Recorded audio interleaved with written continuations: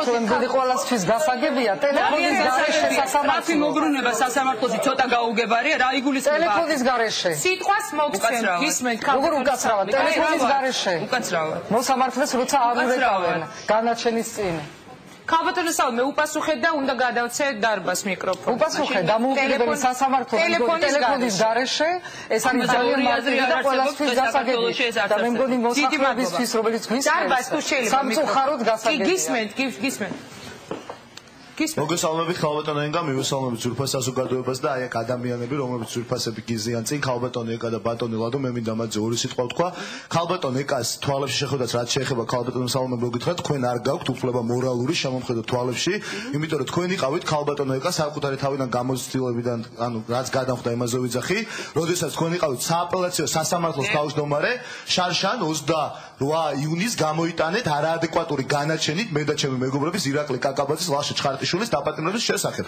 თქვენ იყავით სწორედ ეს ადამიანი. მაშინ არ იყო 208 პრიმა მუხლი შეტანილი სასამართლოს ეზო არ შედიოდა სასამართლოს ტერიტორიაში. კიდევ ერთი სიტყვა.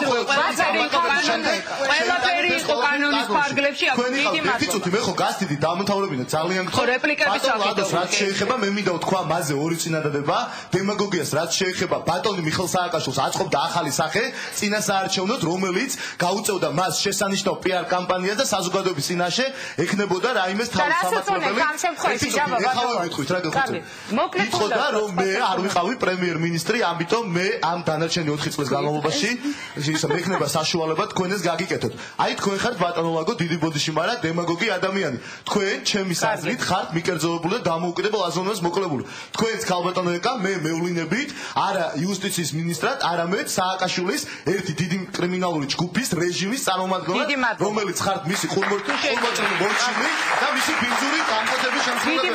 მე და ქართულ საზოგადოებას მივმართო, ნუ დავიხუთებით 5 იანვარს ყველა -5. დიდი მადლობა. თუ შეიძლება გადაეცა. არ დავიხუთოთ არავინ. არც ერთი არ ვიცით ხოლმე. მომეცით მე არქივს ვაკეთებ წინასაარჩევნო გადაცემები და მიმაქვს ყველაფერი რასაც აქ მიტოვებენ.